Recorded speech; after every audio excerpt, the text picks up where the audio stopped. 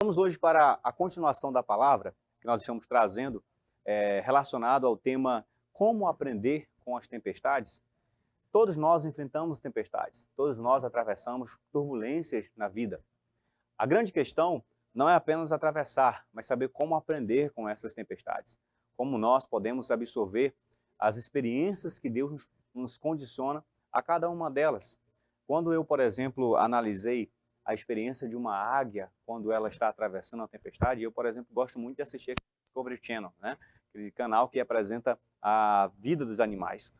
E eu aprendi algo muito interessante sobre a águia, quando ela está diante de uma tempestade. Você sabia, Marcos, que uma águia, quando ela está diante de uma tempestade, ela tem 3 escolhas a fazer. A primeira é que ela decide simplesmente pairar e ficar parada, né, planando, e esperar essa tempestade parar. A outra decisão que ela tem é de peitar a tempestade e atravessar ela até o final. Ou seja, ela pega aquele voo rasante e voa com muito mais força para ir atravessar essa tempestade e chegar do outro lado, né? A terceira escolha que uma águia tem é de sobrevoar acima da tempestade. Ela tem essas 3 escolhas. Assim, eu quero declarar para você que está me assistindo de maneira profética. Se Deus, diante de uma tempestade, não fizer você atravessar ela, Ele vai te dar força para descansar no meio da tempestade. E se você não descansar no meio da tempestade, Deus pode te levar acima da tempestade. E se não te levar acima da tempestade, Ele te dá sustento para você atravessar essa tempestade. De todas as maneiras, Ele nos dá graça para atravessarmos as circunstâncias da nossa vida. Tem momentos que Deus apenas nos dá o descanso no meio da tempestade. As coisas estão acontecendo, mas tudo está no controle. Tem aquele sentimento de que Deus está mantendo tudo sob a sua soberania, de que nada foge do controle da palma da mão daquele que sustenta a nossa vida. Mas tem outros momentos em que Deus nos dá força para a gente atravessar aquilo, e que nos dá força para a gente peitar com coragem, com determinação e com fé cada circunstância e tempestade da vida. Mas existem outros momentos que Deus não nos dá força para atravessar e nem nos dá o descanso. Ele nos faz sobrevoar acima do problema, acima da circunstância. Ou seja, se Ele não te faz atravessar, Ele te faz descansar na tempestade. Se Ele não te faz descansar, Ele te faz ir acima dela. De um jeito ou de outro, esse Deus nos dá vitória e experiências poderosas em meio às tempestades. Vamos lá? Quero que você, se você tem uma Bíblia aí com você, que você possa abrir comigo no Evangelho de João, capítulo de número 6, versículo de número 16, que é a experiência onde Jesus anda sobre as águas. Está escrito da seguinte maneira, a porção bíblica. E chegada a tarde, os seus discípulos desceram para o mar, e entrando no barco, foram para o mar em direção a Cafarnaum. E já era escuro, e Jesus ainda não tinha vindo até eles. E o mar se levantou, porque um grande vento assoprava. Tendo, pois, remado uns 25 ou 30 estádios, eles viram Jesus andando sobre o mar. E aproximando-se do barco, eles ficaram com medo. Mas Jesus disse, sou eu, não temais. Então eles de boa vontade o receberam no barco, e imediatamente o barco chegou à terra para onde eles iam. Que bênção, não é? Quero mandar um abraço especial aí para a Tina Mel, que está com a gente, o Henrique Santos, meu querido amigão Gelson Freitas, está ligado em nosso programa, né? E o Davi Almeida também lá de Palmares. Um abraço, Davi. Tá junto com a gente aí acompanhando a palavra, né? Bom, vamos lá. Ó, gente, compartilhem o programa. Compartilhem o programa, ajudem outras pessoas a serem abençoadas. Fazendo um resumo aqui, que eu disse durante os programas, eu sempre dou um resumo para quem perdeu o programa. A primeira lição que nós aprendemos dessa experiência é que foi o próprio Jesus quem mandou os discípulos atravessarem o mar. Ou seja, eles estavam debaixo de uma palavra que o próprio Jesus disse. Será que Jesus não sabia que eles iriam atravessar uma tempestade? É claro que Jesus sabia que eles iriam atravessar a tempestade. Só que eles estavam debaixo de uma palavra vinda de Deus. O próprio Jesus inseriu eles em uma situação que eles iriam passar. Aqui nós podemos aprender que o centro da vontade de Deus, o fato de você estar no centro da vontade de Deus não isenta você de atravessar tempestades. Mas a tempestade também não significa que Deus não está presente. Nós temos 2 pontos interessantes. Presença de tempestade não é ausência de Deus, e a ausência de Deus também não significa ausência de tempestades. Mas temos uma conclusão. Qual? De que, em meio à tempestade, esse barco não afunda se Deus tiver direcionado você pela palavra dele. Um ponto interessante é que, muitas vezes, os nossos problemas nos lançam no centro da vontade de Deus. Ele pode permitir você atravessar circunstâncias para te dar novas experiências com Ele. Às vezes, a gente quer que Deus cesse logo a tempestade, mas no fundo, Deus ainda não cessou a tempestade porque Ele quer te dar experiências com Ele dentro dessa tempestade. Por que os discípulos, em um certo momento, não falaram, enquanto Jesus estava andando sobre as águas, Senhor, acalma tudo que está acontecendo? Mas foi ao contrário. Pedro disse para ter uma experiência com Jesus. Ele disse assim, é o Senhor mesmo? Permita que eu vá até você. Pedro não pediu o cessamento do problema. Ele pediu uma experiência. Pedro não pediu para Jesus acalmar a tempestade. Ele disse assim, eu quero a experiência de que é o Senhor de verdade. Aí o que ele teve? Tem muita gente que critica Pedro, mas ele andou sobre as águas, ele tentou. Ele aprendeu, absorveu experiência com Jesus ali.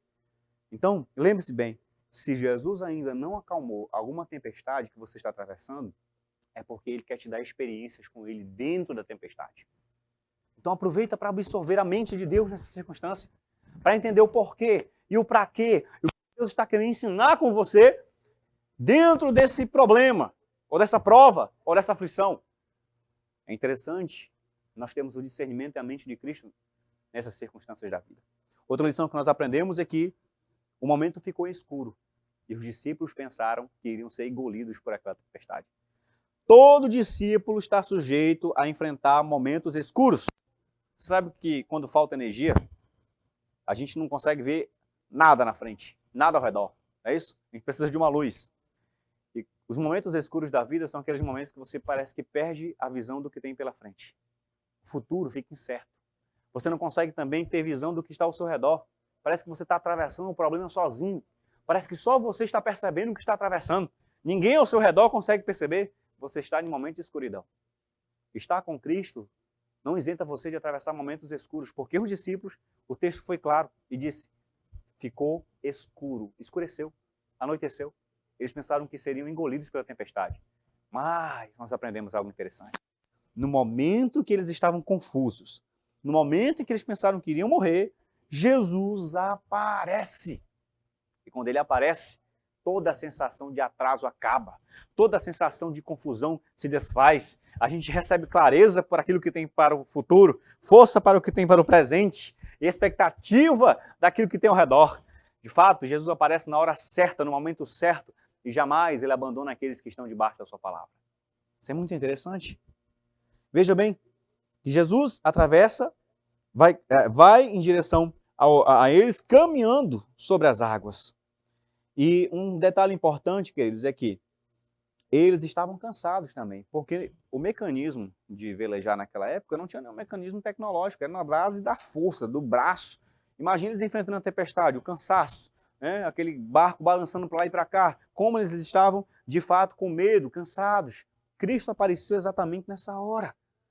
Haviam ali um certo cansaço, uma esperança que havia sido adiada, eles pensaram que iriam morrer de fato. Mas então Jesus aparece no momento certo. Muitas vezes a gente está se esforçando com algo, obedecendo em outra direção e parece que o resultado não aparece. A gente está cansado. O provérbio diz que a bênção adiada adoece o coração. Parece que o seu milagre está demorando chegar. Parece que a circunstância, de fato, está se atrasando a ser resolvida. Mas eu estou aqui como um homem e o profeta de Deus para a sua vida para dizer que Deus vai chegar na hora certa, no tempo certo, na sua circunstância. Quando ele chegar, toda a sensação de atraso vai acabar. Porque Deus age no relógio dele, no tempo dele, tem liberdade de agir como ele deseja na sua vida. É importante observar outro ponto. Os discípulos olharam de longe e não reconheceram Jesus, pensaram que Jesus era um fantasma.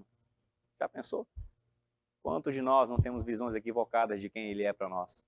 Isso acaba trazendo medo para o nosso coração. Toda visão errada de Deus traz medo. A religião geralmente traz medo. O evangelho nos mostra o amor. O evangelho leva você a servir a Deus por amor. Religião leva você a servir a Deus por medo. Porque religião, humanamente falando, leva as pessoas a construírem um tipo de Deus segundo a sua própria mente, e não um Deus de acordo com a ótica bíblica. Eles tiveram medo porque eles não reconheceram Jesus.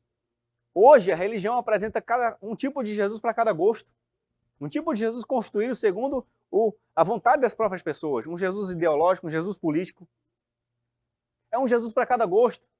Mas você não vai conhecê-lo de verdade dentro de uma ótica cultural ou ideológica. Você tem que olhar para a palavra de Deus e conhecer o coração dele de verdade.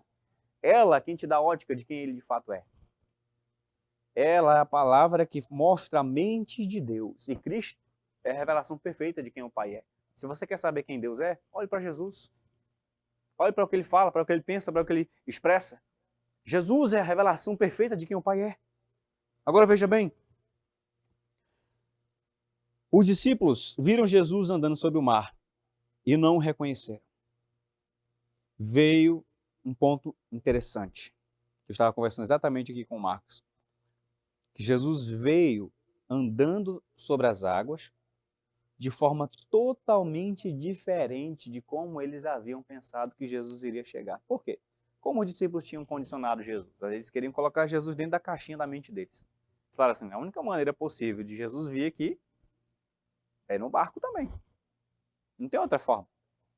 Na mente deles, eles pensaram assim, a única forma dele chegar é no barco. Deus, em carne humana, Deus homem de Nazaré, vem totalmente diferente da forma como os discípulos pensavam condicionar Cristo. É por isso que eu digo aqui que Deus não cabe na religião, nem na nossa caixinha mental. Porque ele faz muito mais do que pedimos ou pensamos. Muitas vezes, quando você pensar que ele vem pela esquerda, ele vem pela direita. Quando você pensar que ele vem agir de uma maneira, ele age de uma maneira totalmente diferente do que você está pensando. E a maneira muito melhor do que você condicionou Deus a agir. Porque Deus não está preso aos nossos pensamentos. O apóstolo Pedro disse que ele faz muito mais do que pedimos ou pensamos. Então tenha plena certeza de que se você está pedindo algo para Deus, ele pode fazer muito mais do que isso. Ele tem poder para abrir portas maiores. Ele tem poder para resgatar você desse vício. Ele tem poder para arrancar você dessas prisões, quebrar essas cadeias e te dar um novo tempo. Então creia nisso, que Deus pode fazer, que esse problema não é absolutamente nada para o Deus, Criador dos céus e da terra, e que sustenta o universo na palma da sua mão. Esse Deus é grande. Eu estou aqui para dizer que não há impossíveis para ele. E que a sua circunstância pode ser alterada se você confiar nele. Que bênção. Veja bem, eles temeram porque tiveram uma visão errada de Cristo. E outro ponto interessante, muitas pessoas possuem visões erradas de Jesus. Quando Jesus, por exemplo, estava sendo crucificado, nós podemos ver visões diferentes de quem ele era, e visões certas. Por exemplo, quando Jesus estava sendo crucificado, ali existia o povo, os soldados, os sacerdotes e os 2 ladrões. Cada um desse tipo de pessoas é uma classe de visão. Por exemplo, o povo olhava Cristo, muitas vezes, apenas como um homem bom, que fez coisas. Quanta gente não vê Jesus apenas assim? Quem é Jesus para você? Foi um bom homem, um bom médico, alguém que fez milagres. Aí tem outra visão, tem os sacerdotes, os que tinham Jesus como um atrapalho para a sua religião política e religiosa. Para os sacerdotes corruptos daquela época, Jesus era um atrapalho para eles, porque Cristo confrontava a hipocrisia deles. E aí tem a outra visão. Tem aquele soldado que furou o lado de Jesus e tem os 2 ladrões. Os 2 ladrões representam visões também. O primeiro queria que Jesus apenas solucionasse o seu problema, mas não queria compromisso com Cristo. Muitas pessoas veem Jesus apenas como um meio de solucionar seus próprios problemas, mas não querem compromisso com o Cristo crucificado. Tem gente que só busca a Deus quando está apertado, quando está com um problema, quando está no hospital. Ele lembra. Mas quando o problema passa, ele vira as costas para Deus e diz assim, até o próximo problema, Senhor. Esse tipo de pessoa possui a mesma visão do ladrão, que poderia ter o seu problema solucionado, mas não significa que seria salvo. O fato da misericórdia de Deus alcançar você não significa que você está salvo.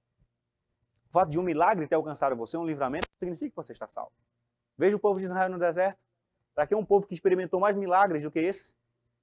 Era pão que caía do céu. Era mar que se abria. Era água que saía da rocha. Era coluna de fogo que aquecia eles de noite. Era uma nuvem que mantinha sombra sobre eles pela parte do dia. Milagres e milagres. Mas boa parte daquele povo morreu no deserto. Por sua incredulidade. E por sair fora do propósito de Deus. Então experimentar milagres E misericórdia de Deus não significa que você possa estar alinhado ao propósito dele. Significa que Deus é misericordioso e coloca o sol para brilhar sobre todos. Mas se você entregar a sua vida para ele, se você se arrepender e se voltar para ele de todo o seu coração, então você se alinha ao propósito do coração de Deus. E a redenção alcança a sua vida e a sua casa. Esse é o ponto. Experimentar bênçãos de Deus não pode ser a medida da nossa salvação. Bênçãos, eu falo bênçãos materiais, milagres, curas, libertações. Deus faz isso porque ele é misericordioso. Se você clamar, ele atende mesmo. Mas é a sua vida. Você já entregou ela na mão de Deus? Você segue Jesus? Você creu nele, como diz as Escrituras? Você entregou a sua vida a ele? Essa é a visão daquele primeiro ladrão, que queria uma bênção, mas não queria o abençoador. Ele disse assim, se o Senhor é Cristo, me tira dessa cruz. Me tira você também. Só queria a solução do seu problema. Não queria Jesus. Agora o outro foi diferente. Eu amo a visão do outro. O outro viu que era merecedor. Ele corrige o outro e diz assim, você não teme a Deus? Não sabe que a gente está morrendo aqui porque a gente está pagando pelos nossos erros? Esse homem não fez mal algum. Aí ele se volta para Jesus e vê a placa que está escrito assim, Rei dos Judeus. Então esse homem deve ser um rei. E ele pregava que era rei dos judeus e que ele tem um reino celestial. Então aquele ladrão olha para Jesus e diz assim, Mestre, Senhor, lembra de mim quando vieres no teu reino. Aquele homem reconheceu que Cristo era o rei. Que Cristo poderia governá-lo mesmo em meio à morte da sua vida. Quando ele reconhece isso, o governo de Cristo entra dentro da vida dele. Jesus olha para ele e diz assim, hoje você vai estar comigo. Quando você fechar os olhos aqui na terra, você vai abri-lo e já vai estar diante da primeira avenida da Nova Jerusalém. Hoje você vai estar comigo no paraíso. Aquele homem reconheceu que Jesus era rei. Então veja bem, Jesus só pode ser seu salvador se primeiro você reconhecer que ele é rei sobre você. Então, senão, você pode até experimentar bênçãos, mas isso não significa que ele está governando a sua vida. E por último, uma visão que outra pessoa teve de Cristo foi aquele ladrão que furou lá